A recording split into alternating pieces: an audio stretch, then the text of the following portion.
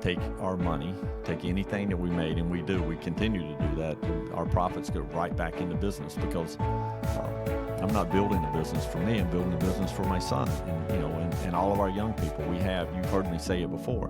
We have a youth movement going on, and you have to change. And for a company to survive in the environment that we're in right now, you better be changing, and you better be embracing the younger workforce and getting them on board.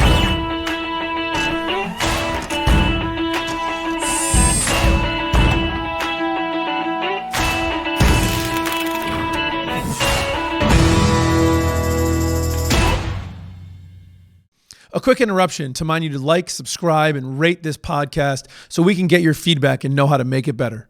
Hey, it's Ari Santiago. Welcome to another exciting episode of the Made in America podcast.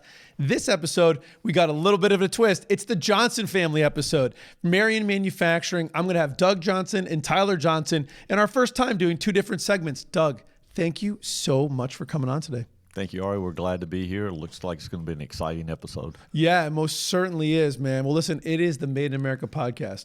So we always start off with the same two questions, Doug. What do you make, and why do you make it? Wow. Well, I've been preparing for this question for a long time. So, we're a 75-year-old manufacturing company in Cheshire, Connecticut. We make precision components for primarily stamped components or machine components for various industries throughout the world. And we do it because we're good at it. We got the talent that we need to make it work at the right price, and we've been very successful at it for 75 years. Well, those are really two excellent, good answers. Seems like you did prepare Thank for you. that, Doug. Well, listen, I always like to start off by kind of going into the personal why, and for people that have been listening, they probably picked up a little bit of a twang in your voice there, just a which little. doesn't sound like a Cheshire twang. Maybe you want to give us a little background, man. How'd you end up in Cheshire, Connecticut at Marion Manufacturing? Well, it was an interesting story. When I was in my early 20s, I was working in a manufacturing environment, but I was in textiles, and my entire family was in the furniture business. And my father had spent his entire career working for places like Thomasville Furniture, Bernhardt Furniture, pulled me to the side one day and said, "You know what, son, this is not going to be here for you. It's just not. The furniture industry is heading overseas. It's just not going to survive. So you got to be thinking about other things." And working in a textile mill on a good day, it was, 102, 103 degrees outside. It'd be 130 inside. And I just said, I can't do this my whole life. And had an opportunity to move to Massachusetts and go to work for a startup company, and packed up my family. I was already married, had a child already, trying to get ahead of the curve as a young 20-year-old, and moved to Massachusetts. And I was employee number 6. For a company that was just started making silver-plated plastic eyelets for the medical industry for ECG electrodes. So had a great opportunity. We got a great mentor had come in, and he was in his 60s. I was in my early 20s, and he pulled me aside one day and just asked me a simple question. He said, "Look, I like what I see in you. What do you want out of the company?" And I can't believe I said it to him, but I looked back across the room at him and said, "I want your job." And he laughed, of course. He was 65 years old, president, very successful, had ran Foster Grant Sunglasses with 4,500 employees, and now he's got this 20-some-year-old kid telling him, "I want your job." So I was fortunate that he looked back at me and said, "I tell you what, if you do everything I ask you to do, I'll help you get as close as you could possibly get to my job." So for the next, probably 13, 14 years, he made me do every job in the company. I ran the plating department. I ran the injection molding department. I ran sales and marketing. I had to do payroll for 9 months. The most miserable 9 months of my life was doing payroll. The company was growing, and there was opportunities to travel. I traveled all over the world. I went back to school. I went to the WPI School of Industrial Management. And lo and behold, when I graduated from WPI, I was 35 years old when he pulled me into his office and said, "Look, I'm retiring, and you're going to be the next president of the company." And I was, had worked my way through that and had been vice president, general manager in different positions. And I made it. And he, and I look at that and I preach this to my company and to my son Tyler more than anybody, that, mentorship and following the lead of people who are out to help you is so important in those relationships and all the things that you go through as a young person growing up in industry. You really have to pay attention, and you're always looking for that. You're always looking for that person or that mentor to get you to the next step. And I was very fortunate. When young guy just moved up from North Carolina to Massachusetts, got a young family, you get this guy to your own story, right? He's very successful. Yeah. He's about 3 times your age. Yeah. What made you say, I want your job? Because I just felt like if I'm going to stay here and work, and I was working hard. I mean, we were working 75, 80 hours a week. There was, we were focused on taking this startup company and turning it into something. And it was, like I said, when he got there were only 6 of us. So I think I just saw an opportunity. He just was that kind of personality that drew you in to say, you know what, you could do something here. I just felt comfortable with him. And I had nothing to lose. I'm going to roll the dice. I just moved 1,000 miles away from home. I took my mother will always say, you took my first granddaughter and moved her halfway across the country. So, those things stick with you. Yeah, yeah. And I just felt like it was a great opportunity. I wasn't going to let it slip by. And it was the best. I owe him more than I could ever repay that opportunity. It was incredible. Well, listen, you obviously worked for it. I'm curious about that part of it. So, you make the bold step. You say, hey, I want your job. He says, well, you got to do what I say. Yeah. Couldn't have been easy. How did you find the wherewithal to be successful on all these different jobs? It sounds like you got run all over the place, Yeah. right? Things you liked, things you didn't like. Well, I wasn't successful in the beginning. I mean, there was a lot of failures along the way, and probably the most frustrating thing for me when I would sit with him and there would be a mistake, something went wrong, and he would say, well, did you learn anything from that? And I got to the point where I would go, you knew this was going to happen. He said, well, you have to make mistakes if you're going to learn. And he was very good about treating me like his son. And I would stop him sometimes and go, are you talking to me as my dad or as my boss? Because I can't separate you sometimes. And he looked at it that way. He literally felt like I was one of his boys. And, had the opportunity to take me to places that you would never get to go. And I think that's the beauty of that kind of relationship. And you just got to step out of your comfort zone every once in a while and just go for it. What the hell? What do they have to lose? Well, you can't grow staying inside your comfort Right. zone, right? I mean, that's by definition, if we're, growth, growth kind of incorporates with growth means getting out of your comfort zone, being in your zone. You can't really grow anywhere. Right. So you think that he put you in positions where he knew you were going to struggle? Oh, yeah, absolutely.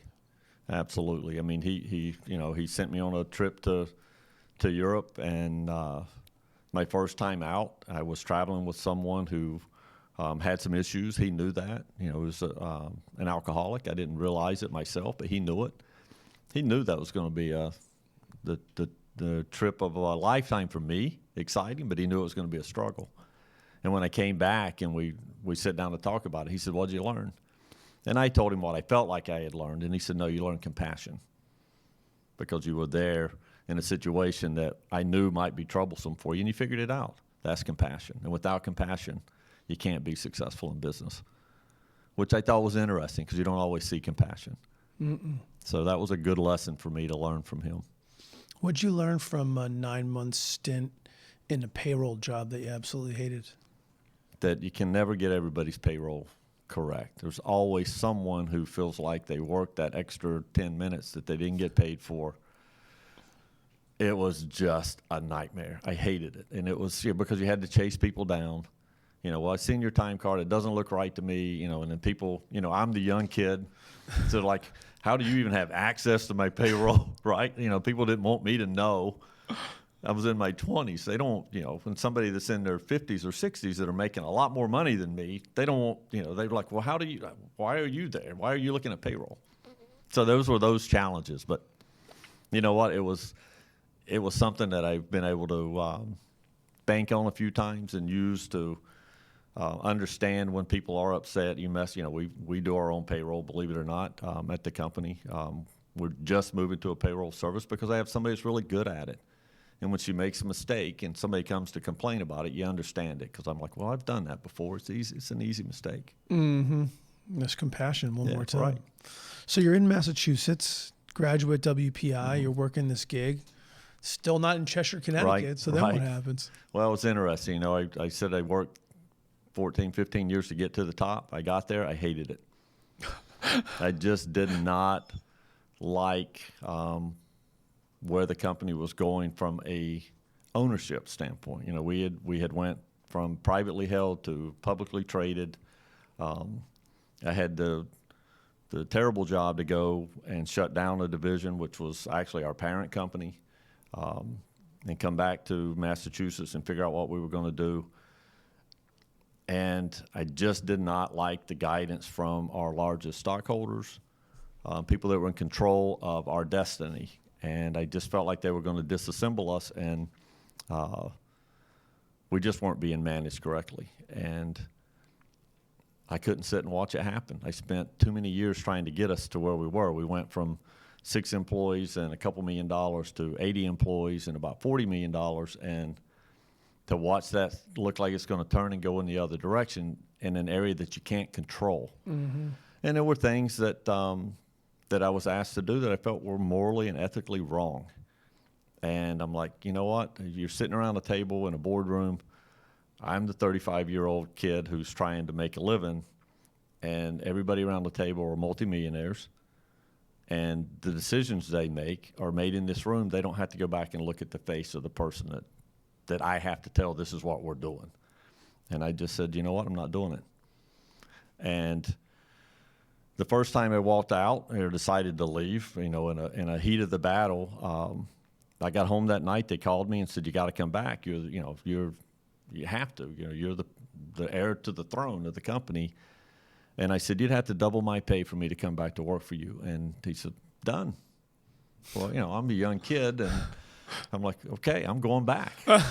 So I went back, and it was like just sleeping with the devil every day. Yeah. And I just can't do it. And my father always said to me, if you look in a mirror and you don't like who's looking back at you, it's time to move on. Time to move on. I just took off. I had a really solid contract. I knew I was going to get paid. And I drove down to North Carolina for a couple of weeks. And coming back, I had a friend in Cheshire, Connecticut that had a business. And I called him and said, "Look, we're coming through in about an hour. I'd love to stop, introduce you to my family, and let's grab lunch." I said, "Great." So I stopped. We went to lunch, had a nice conversation. We were coming back or getting ready to leave, and he hands me a business plan and said, "Here's a business that I'm getting ready to start up, and if you're interested in coming and run it for me, let me know." I'm like, all right. I took a look at it, liked it, commuted from Massachusetts to Cheshire for about 9 months before I decided to move the family. And it was a startup company for a medical device. Had a lot of similar customers, a lot of similar background to what I was used to. So it was easy, a lot of international travel, which I loved. And I took it. And that kind of worked its way into his other company, which was metal stamping, which led me down that path to walk in his office one day and said, "Look, nobody's running your metal stamping company because you're distracted with this startup company. I'm going to run it for you." And he says, "Well, what about the other business?" So I have time. There's enough time to do both. This is not, they just need some management. They need somebody to guide them. Mm-hmm. It's like, all right, if it's not costing me anything, please knock yourself out. So I did, and I started running the metal stamping company also. So we had 2 companies under one roof in Cheshire, and the startup company was struggling a little bit because we had to do an FDA approval and 510K, and we were dumping a lot of money into it, and eventually it got sold off. And when he decided to sell the stamping business is when I got the marching orders that you're not going with the company, and I was the highest paid employee, so you knew that could happen to you. Somebody has to get cut. Mm-hmm. And I got the cut, and fortunately for me, we had started to have some product ran by this company called Marion Manufacturing, a couple blocks from where I was working. And I had built up a couple relationships, and probably the darkest day of my life turned into the greatest opportunity ever. And I got a call to come into the office. I was told, you're not going to have a job. The company's being sold on Thursday. You know, the closing is here. And my phone rang the Monday morning, and it was the salesman from Marion Manufacturing. And he said to me, hey, can I come and see you? And I'm like, no. You know, for me, this is the darkest day of my life. I don't have time to talk to you. I just got my death warrant signed. Right. I just got told I'm not going to have a job. But he was very, very, very insistent, and I finally relented and said, look, you got 10 minutes, 5 to get here and 5 to talk to me, and then I got to get to work. And he walked in my office and shut the door, and he said, look, I know you told us a month or two ago the company is going to be sold. I just walked out of a meeting with the owners, and they said, go to Marion and tell Doug Johnson if he decides not to go with the new company, would he come and run ours? And I went, thank you, God. Yeah. And went and interviewed with them at the end of the week. And it's a family-owned business, you know, the Kramer family, third generation, actually really 4 generations, but and they didn't have anybody in the family involved in it, and they needed an exit strategy. They were in their early 60s, and they needed a way out, and they needed somebody to come in and manage it for them. And I was smart enough at this point to say, all right, I'll do it, but if we get it turned around in the right position, I want to buy it. Because I just got walked to the door after 10 years of hard work, and I don't have anything to show for it. I'm not doing it again. And we negotiated for a couple of weeks and really fell in love with the family, and it just worked. You know, they made a deal to make it work, and that was in September. In November we went, or early December, we went to dinner with them, my wife and myself, and she had her daughter show up, and the whole family, and they handed us a piece of paper that said, here, you will be able to buy the company if something happens to us before we cut the deal for $1 above what it appraises for.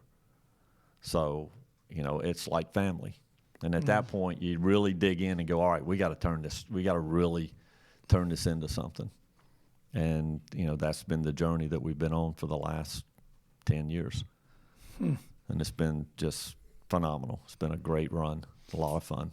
That's a heck of a story. It is. That's a heck of a story, Doug. I count my blessings, because you never know, and I preach it to my son Tyler and all of my employees, that on your darkest day, the best opportunity of your life can pop up, and you got to be prepared for it. You got to go. You can't vacillate. You can't overthink it. Sometimes you just got to step out of your comfort zone and go. Yeah, So, I listened to so many great lessons there, right? Yeah. Like, whatever's happening, don't always get stuck in the minutia, right? Yeah. Keep your head up, because you never know what's over the horizon, what's going on. So you started at Marion. Tell me about, so now this is kind of the third business you sort of took over to start. You know, what did you find? How'd you kind of get it going? You know, obviously transitioning from a family to a different, you know, towards different ownership, because you didn't own it right away, right? Right. 5 years. So I was there for 5 years before I bought it. It was tough, because you come into a family-owned business, you're the outsider.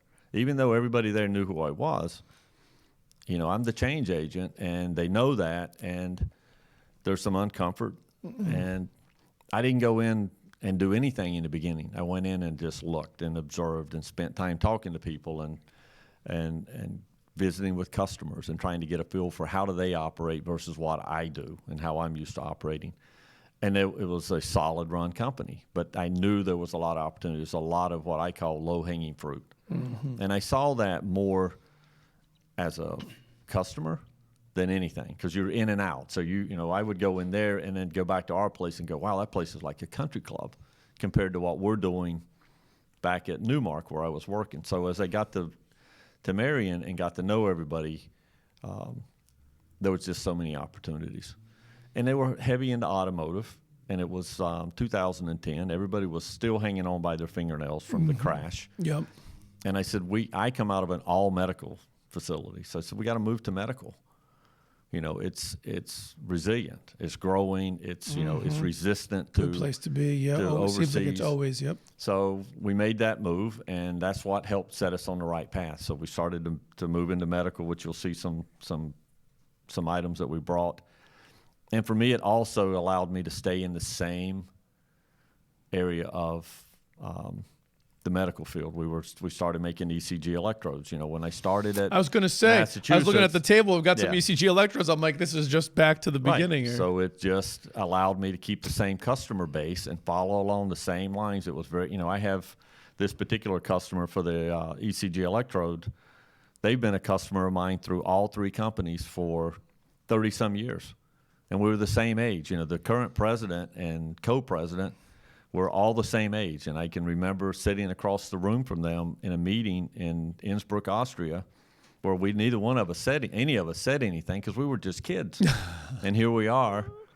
We've stayed together for all of those years as a customer and supplier and good friend. And, you know, we've vacationed together. We've done, I mean, it's just been a wonderful relationship. And why would you walk away from that if you can transfer it to a new company? And that's been kind of our move, is to move into medical. You know, we're probably down around 20% automotive now, maybe a little bit less, and our medical continues to climb. And telecommunications is our largest market that we're in, which was a good spot, especially in the beginning of the pandemic. It was just booming, and the medical was booming.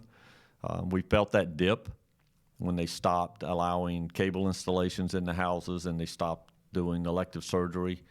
Is the darkest days for us. That's when Marion Manufacturing started to feel the pandemic crunch. Up until then, we were running full tilt and trying to stay ahead of all of our customer needs, because you can't let them down. You just can't, because once you do, it's over. So it's been an interesting run. So it sounds like part of your strategy was change the customer mix a little bit, get into something a little bit better, and you've been successful in doing that. So when you come into a new business, and I know we want to kind of transition over to Tyler real quick, so we got to keep an eye on that. But you know, I think it's really interesting. There's a lot of people that probably listen to this, that either listen to the podcast, that either are getting into a new business, right, and so they're taking over, or maybe they've acquired a new business, and it's sort of a similar thing. So I just wonder if you could really quick, you know, you said you come in, you sort of went on a listening tour. Yeah. What are some of the key items you looked for about how to identify the opportunities in a business, take it in a new direction, and just maybe quickly touch on those a little bit? Well, I think, you know, some of the things are obvious. You know, you walk in and you know who's a performer and who's not. I look for me. I look for that young person. I look for the person that's going to do whatever has to be done. So, and how do you find that person? They show up. You know, you'll see them. I mean, I'm sure you see it in your company. You know who is performing at a level above and beyond, and opportunities to save money. You know, one of the things that I'm sure you'll get out of your talk with Tyler is he's a big change agent, and you're always looking for how do you make it better, faster, quicker, cheaper, because we're competing. You know, our telecommunications business, we took that away from an Asian supplier. And to do that, you know, when we got that job, we were told you'll never be able to, you know, there's 10 people have quoted this, you'll never get it. But we looked at it differently. You have to look at it as to say, all right, what do we have to do to get it? Let's don't go in and be defeated before we ever get started. And it was the same thing in each department, looking at what was going on. You know, we had a tool room that had 4 65-year-old tool makers and nobody in the apprenticeship program. So, you know, those opportunities, how do you bring in those young people and get them started? Equipment, you know, you're in your third generation. You know, typically the third generation is not reinvesting. Yep. And that was one of our problems. So we knew we had to reinvest. So we had to get our company to a point where we could take our money, take anything that we made, and we continue to do that. And our profits go right back into business, because I'm not building a business for me. I'm building a business for my son, and you know, and all of our young people. You've heard me say it before. We have a youth movement going on, and you have to change. And for a company to survive in the environment that we're in right now, you better be changing, and you better be embracing the younger workforce and getting them on board, because there's a big gap, and it's like a tsunami. I'm sure Colin Cooper talked about it when he was here. There's the silver tsunami coming. It's here. And that's what we look for, opportunities in every department. Who's the performer? Who's going to get us to the next level? And once we started to make that change, the people who were not performing, most of them didn't get let go. They left. They leave on their own. Yeah. They can see it, because I don't like having to let people go because it's so traumatic because you're affecting their life. I don't care how bad an employee they are. If you have to make that decision to let somebody go, you're affecting their life. And we all have a story. Everybody has a story. So we try and adapt and move and maneuver and get ahead of the curve at all aspects of our business. And I think if you're buying a business, you better be ready to do that or you're not going to make it.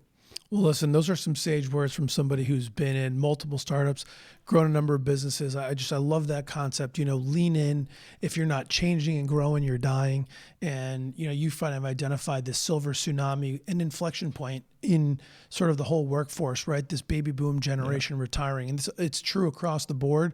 We all know about all these businesses that baby boomers have that are, being sold because they're kind of running up against it. And this sort of gap, manufacturing's got it in spades. And people can look at it and see that there's a challenge, which no doubt that there is. But wherever there's an inflection point, wherever there's a challenge, there's also tremendous opportunity. Absolutely. For those that are leaning into it. Well, listen, Doug, it's been great. I think this is a great opportunity to lean into that opportunity and bring in Tyler, who can really, I think, talk to us about the youth movement and what's going on at Marion. Great. Thank you very much. I really enjoyed the conversation. And I knew I would. So Yeah. Thank you. Welcome to the show, Tyler. Thank you, Ari. I'm thrilled to be here. Well, listen, man, it was really fun talking to your dad. You must have a good time working with him.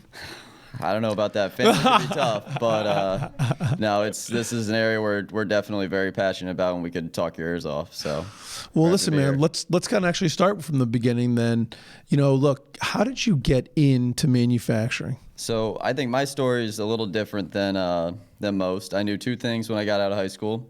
I didn't want to work for my father, and I didn't want to work in manufacturing because, I always had that stigma of manufacturing as dark, dirty, dangerous, low-paying, and I didn't even like raking leaves for my father. So, I had a very good boss at a full-time job that I was working, and he pretty much said to me, hey, you want to be an entrepreneur? Because that was my thing. All I wanted was to be in control of my own destiny, have my own business, and deal with the consequences and the rewards of putting in that work.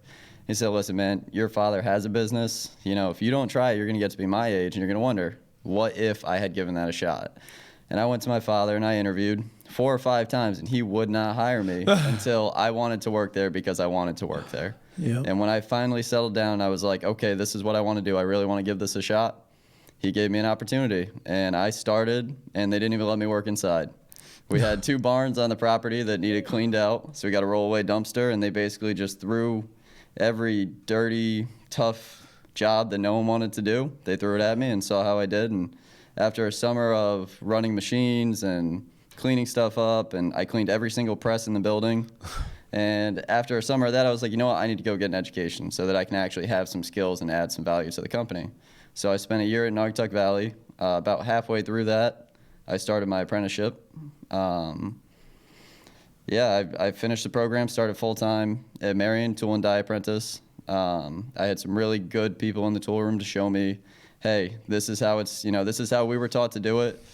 This is how we're teaching you to do it. And I kind of tried to absorb everything that I could and take what they were teaching me, but also in the back of my head think, okay, well, what is this going to look like in 10 years? I understand you're doing this way right now, but is there a more efficient way to do it?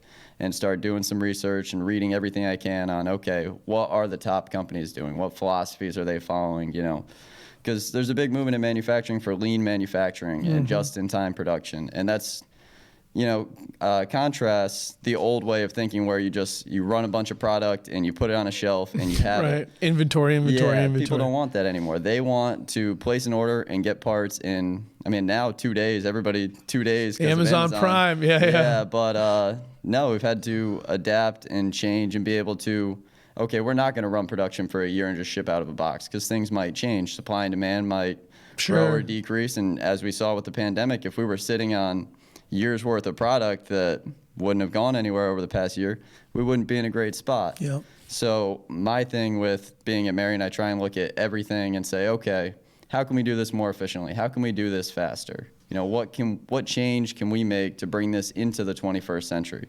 How can we involve technology? How can we automate inspections? How can we create a culture where our employees, we don't have minimum wage employees who are doing stuff by hand, we have a smaller group of much more technical, skilled employees who are making serious revenue, more than what I was always told. Manufacturing, it's a minimum wage job and that's it. But the reality of it is there's kids coming out of school who 5 years out of school are making close to six figures. Yeah. And that opportunity is there. And I think we're just trying to raise up the people who give them the skill sets, send people to seminars, pay for classes and education. We did a program called Metal Form EDU, where we signed everybody up in the company for pretty much as many classes as you want to take. And just trying to make a push to educate my generation of workers so that when we get to be my father's age, we have an entirely different factor. We have an entirely different culture, really. Yeah, really change things that's around. The thing. It's a new big school. culture change. That's like you use a lot to unpack there, Tyler. Yeah. Some really cool stuff. Let me just take a full sort of step back. Tell me about sort of Naugatuck Valley Community College, or now I'll say NVCC. But Yep. tell me about NVCC. Like, how did you kind of get introduced to it? How did you find it? We're trying to get people out there to know about these different programs, and to maybe tell me how you found it and how you got there. So my father's been really involved with the program for as long as I even knew about the manufacturing program there, and so it was kind of a no-brainer for us. We're pretty tied to them. We've hired 2 apprentices out of Naugatuck Valley since I graduated, and they're excellent employees. And we had already seen that there had already been people who had come through from Naugatuck Valley before me, and I just knew I can go there, I can get the education, and it was a 5-day-a-week, 7 or 8 hours a day, 4 of those hours being classroom, 4 being actually hands-on in the shop, learning how to use the machines and the stuff that you use in the real world. So it was really kind of almost like a work-study program in some sense, Yeah. right? Because you're not just sitting there staring at a book all day. You're actually getting a chance to do what you're ultimately going to do. Right, and by the end of it, you're doing an internship, or at that point, I was already an apprentice, so it's just continuing my apprenticeship, where 2 days a week that I'm supposed to be in school, I'm getting paid. And I think that's something that's really cool about like the Connecticut apprenticeship program is, okay, you have options. You can go to college and get an education. You can pay 20 grand a semester or whatever it costs and get your education. Or there's alternatives like apprenticeships where you can go get paid to learn. Because the first year, 2 years of my apprenticeship, I wasn't, I shouldn't have been getting paid. I should have been paying to learn from these journeymen and really get their experience. So can you maybe talk about that? Because I think there's a lot of folks that don't really kind of understand how apprenticeship works and an apprentice and a journeyman and all that. So like maybe just like break it down, Yep. sort of really, really simple. Like what is an apprenticeship program? Like how does it work? So in our world, for a tool and die apprenticeship, it's an 8,000-hour program. And there are mandatory wages mandated by the state of Connecticut. So, okay, when you reach X amount of hours, you need to be making this minimum. And, we always try and stay above that to be competitive. But basically, you're getting paid based on your skill and your experience from the start. So even though you're going in there with nothing, you're already making a decent pay. And once you hit 1,000 hours and you reach those milestones, you're guaranteed to be getting paid more and more and more. And you're just increasing your value to the company. So So as you put in more time and you increase your skills, Yep. you're going to increase your pay. So it's sort of a learn as you go, earn as you go. Right. And sort of, you said it's 8,000 hours. So I'm like trying to think how long that is. it's about 4 years if you're working 40 hours a week. Working full time. Got it. And it's structured. So you have to spend 2,000 hours learning how to use grinding machines. You need to spend 2,000 hours learning how to use milling machines. You've got to take the math courses and you have to take the blueprint reading courses. And it is very structured. And I think the state does a good job at saying, okay, if you're going to be a journeyman tool and die maker, you need to do X amount of time doing this, X amount of time doing this, and X amount of time doing that, and really create a well-rounded journeyman toolmaker so that we can carry on the education. Because what I've learned from my journeymen is exactly what they learned from their journeymen, 30, 40 years ago. And it's incredible how much has changed, but how little has changed at the same time. That's amazing. And now you're a journeyman tool maker, so pretty soon you're going to have to be training apprentices to learn the same. So let's sort of talk about that a little bit, because I think that's really interesting. You get in there. You mentioned Marion, had a tool room with 4 people that were advanced in their careers, Yes, let's say. So they're coming in. They're like, I think fair to say, kind of old school, right? Yep, Learn the old school way. You're coming in. We'll call it the iPhone, PlayStation 4 generation. What was that like? Were you welcome with open arms? I mean, do they like haze you? Do you have to wax their cars for 6 months? Like, how does that work? I think there is definitely a big culture difference between, because you're talking right now, the next youngest person, I'm 24 years old, the next youngest person in the tool room, I believe, is in their early 50s. And that's a huge generational gap. Could be your parents, yeah. Yeah, we look at everything different, and they expect stuff to be done their way, because when they were brought up and through their apprenticeship, it was done like this no matter what. And I think my father touched on this a little bit. The movement that we're seeing with me and the young people around me is, we don't care how it was done 30, 40 years ago. We want to know what's the best way that we could make this happen today with the technology and the resources that we have. How could we take the ground level knowledge that we learned from generations past, and how can we spin it to be better for generations behind us? So there definitely is some challenge with working with people who are 2-3 times your age.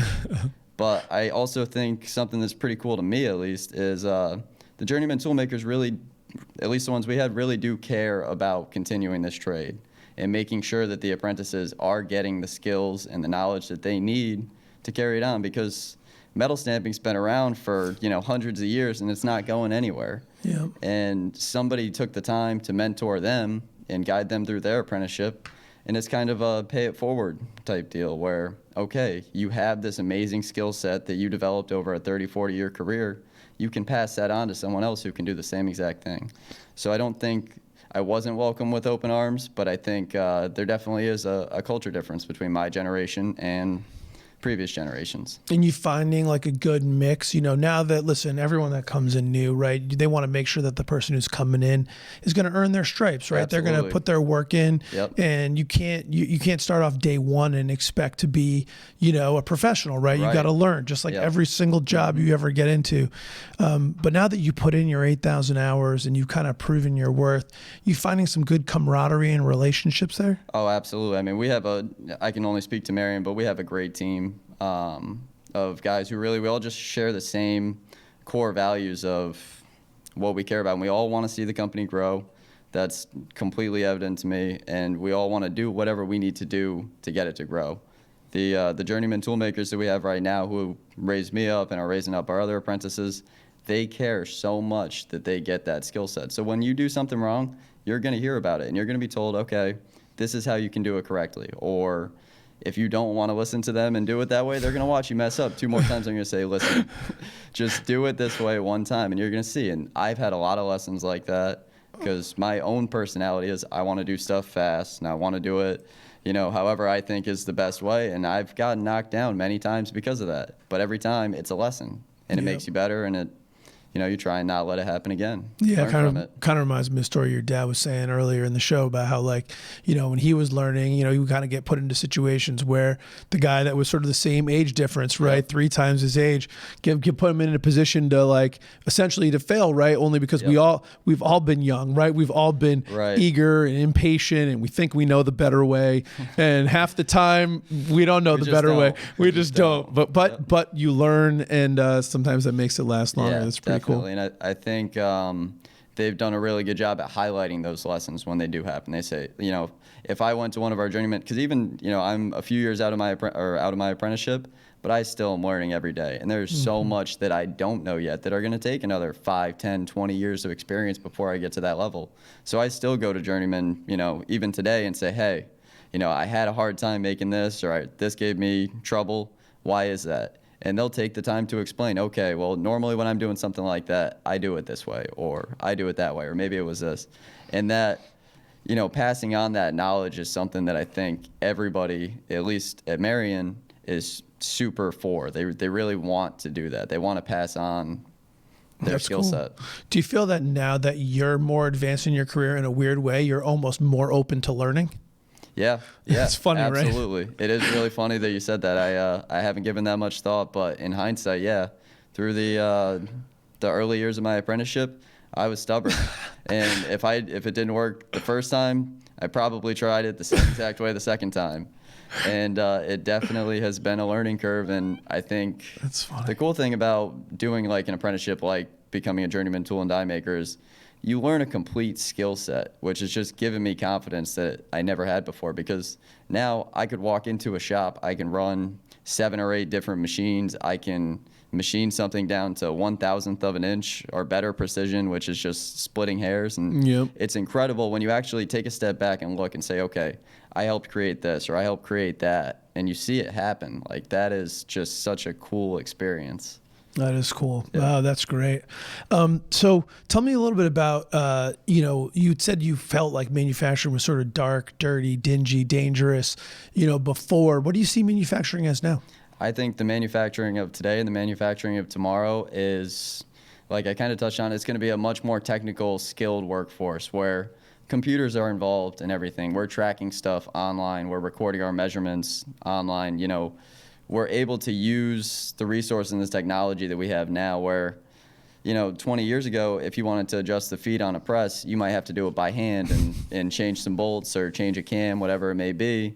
Whereas today, there's stuff that's digital. And just being able to use that technology that's there to be more efficient and be more competitive in a global market, because that's what we have to do to be able to compete with companies overseas and to compete with just rising material prices and everything like that. We got to get smart, and we got to use the softwares that can lay stuff out and figure out how do we reduce scrap and how do we cut costs on this and how do we just use all this to our advantage. But every facility that I've been in since I stepped into this world has been clean, has been technology driven, has had a very high skilled workforce. And you pull into the parking lot and there's a lot of nice cars. There's not that dark, dirty, dingy, poor wage manufacturing that you would have thought of. And that's what, coming up through academic high school, that's what was, driven home, was that manufacturing is not the answer necessarily. But looking at it in hindsight, there's so much opportunity, whether you get into the tool room and you want to become a tool maker, or you want to work in manufacturing, just because there's good office positions, there's quality technicians. It creates so many jobs, and there's so much opportunity that I was always steered away from manufacturing. But I look at, the young people that are in our company now, and I've said to some of them, like, hey, you can make this into anything you want. You could take this any direction. You just gotta drive that. When you look around Marion right now, and do you see a lot more younger faces kind of coming in? What does that look like from an age standpoint in the building right now? Yeah, so right now our tool room has 4 people under the age of 24 years old, including myself, and we've got 4 people that are over 50. And I see us bringing on more young people, continuing to hire out of the community colleges, out of the high schools even, the technical high schools. And really, I see we're looking for people who, the way my father said, you can kind of tell who that person is who's putting in the extra effort and who's putting in the extra work. That's the type of person we're trying to screen and bring in. We don't necessarily need them to have all the skills when they get to our door, because I had 0 skills when I first stepped into Marion.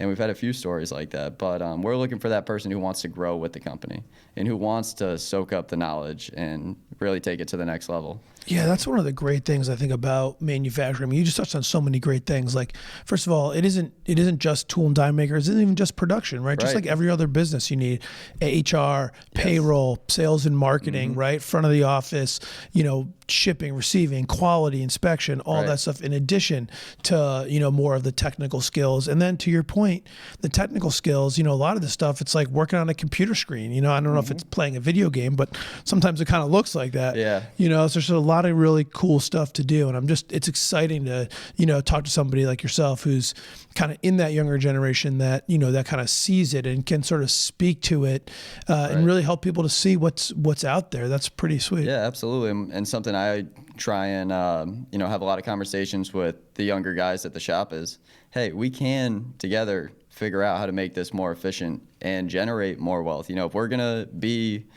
running stuff cheaper, faster, better products than our competitors, we're going to gain more work. And we do that by learning how to implement the die protection technology and learning how to optimize the machines to be able to do exactly what we need and not have failures. And I think everybody's really on board in the sense that our group of young guys, we want to learn. We're willing to go and take that class that we need to get that skill set. We're willing to read that book and learn about this concept and apply it, because we can see everything is starting to change. We have a lot of machines that are older that we don't need to replace them because they run great, but there's stuff that we can do to make them run better, and we can add technology to it. So maybe we can monitor it and we can make smarter decisions based on what we need to run, based on computer-generated reports and stuff like that, rather than doing it by hand and just saying, okay, this needs to run today, that needs to run tomorrow. We've got a problem. We can figure out why we have that problem or how to solve it.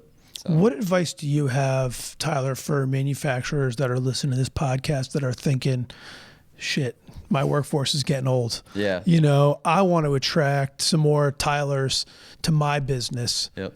How do you recommend they do that? I think the biggest thing is being open to change. I think there are definitely people and companies that aren't willing to embrace the change. They don't want to listen to the younger generation who's saying, you know, we like instant gratification and everything is, you know, simultaneous, like it's instant. It happens.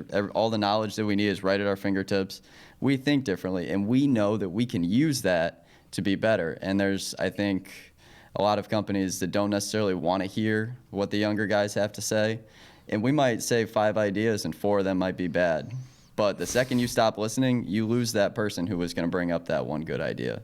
So I think really just to maintain a younger workforce, you got to challenge them. I think I could speak for all of the young guys at Marion and say we all want to be challenged and we all want to do hard work and solve problems.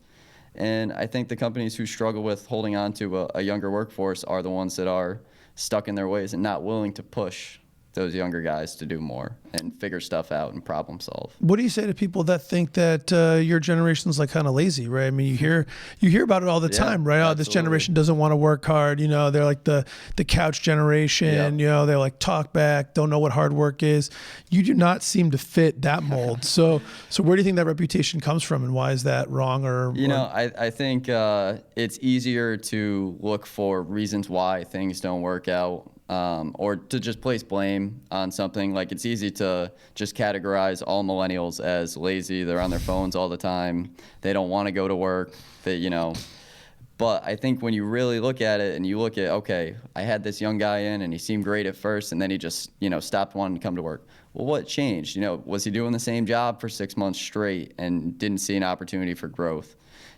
Was he not challenged? Did you put him in front of a machine and he's doing the same exact thing over and over with no hint of, hey, I want you to make this better. Hey, you keep doing this and we're going to bring you up to this level. I think at least for me, the thing that really drives me more than anything is problem solving. Give me a problem and let me solve it. Let me figure out how to do it and solve it. Don't just say, this is the way it's done. You got to do it that way. Go do it. Because I think that's where we get bored easily. I definitely get bored easily.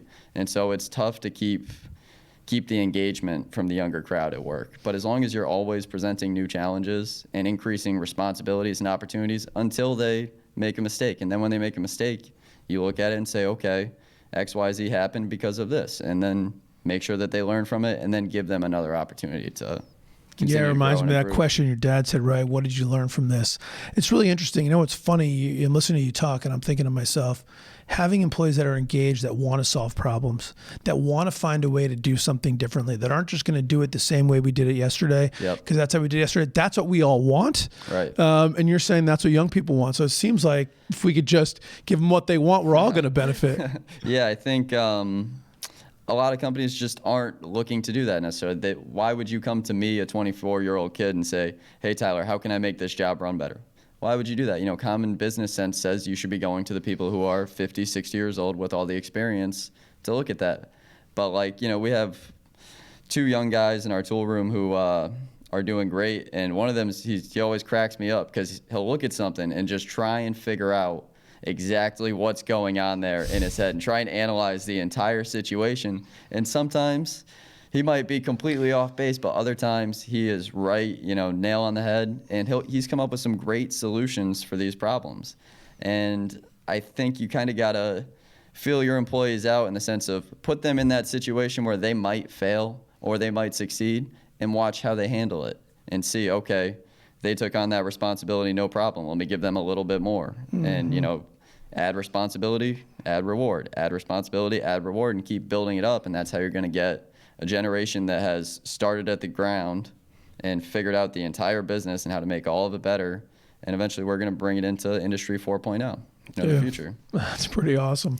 I love that. I'm going to switch gears just for a minute because I know we're running out of time. What's it like working with your dad? There's definitely a challenge working with family. But the thing I can say, my father said he's building the company for me and the younger people at Marion, and he means that, to his heart. And I may not agree with how he wants to get there all the time, but every time I take a step back and I look at it and I say, okay, why did he do that? That doesn't make any sense to me. And then, oh, you know what? Okay, maybe that is good for me. Maybe that is good for us. The old man does know something. Yeah, he might know a thing or two. And no, it's tough working for family, but it's so rewarding at the same time. Because in what other situation would I see my father 40 hours a week, and be able to create something together? It's a very unique opportunity. And like I said at the beginning of the podcast, it's somewhere I never wanted to be, but I'm so happy that I found my way here. Dude, that's really awesome. I'm actually going to leave it there because that's a really cool way to end it. All right, fine. I won't leave it there. I will say this, and we're going to go to rapid fire. It's really special. And I think, I don't think I would have been able to have that perspective at your age. Would have taken a lot longer to get there. I didn't have the opportunity, that you have. And I think, in hindsight, looking back, it is really cool. And I think it's something that's going to be really special and that you'll treasure for a lifetime. So good on you. All right, man, we're going to go to some rapid fire questions and we're going to round this thing out. Right. You ready? Yep. All right, here we go. Red Sox or Yankees? Red Sox. Nice. Starbucks or Dunkin'? Starbucks for coffee, Dunkin' for donuts. Nice. Staycation or exotic destination? Staycation. I like to stay home and work. There you go. What's something that you have on your bucket list? That's really tough. I guess I'm stumped. I don't know. I think growing Marion Manufacturing to the company that I know my father wants to see it become. Oh, that's a good one. That's number one. If you could have any superpower, what would it be? Invisibility. Ooh. If you could do anything and you had to do something other than be a journeyman toolmaker at Marion Manufacturing, what would you do? Go start my own business. Not sure what, but whatever. Something. There's a million. You do it. What do you look forward most in the future of your career, Tyler? I would say just seeing the team that I've really started to build over the past couple of years, seeing them come up with me and really, when we reach that point where we can say, okay, this is a company that we were building, we're here, it's built, and we're setting it up for the next 40 to 75 years of business. Oh, that's really cool. And what's the most important thing you think you've learned so far, in your career, in your life, that you'd like to let other young people know that you think could help them? I think this has been the toughest thing for me, hands down, to learn, and I still am not the best at it, but it's really to just take a step back, listen to what the people with the experience and the people around you are saying, and try and figure out why are they presenting it to you that way. If you don't like somebody's answer or you don't like the way that they want to do something, really take a step back and look and say, okay, why are they doing it that way? Because at first glance, a lot of ideas don't seem that great, but when you really analyze it and you look at it and say, okay, that's probably going to fix this problem. And being younger and just looking at everything different, that's been tough. But I think the older generation, especially in our industry, has a lot of knowledge to offer, and we'd be foolish to not, absorb all of it. Everything we can. Dude, that is fantastic. Tyler, it has been awesome having you on. I wish you all the best. All right, my man. Be good. Thank you. Made in America with Ari Santiago is brought to you by IT Direct. As always, thank you so much for tuning in and spending some time with me today. My goal is to help build a community where we can learn and grow together. Your input, feedback, and engagement is critical to making that happen. Please do comment, like, and subscribe so more and more people can hear what we're doing and join our community of growth and success. Thanks so much for tuning in. Talk to you again soon.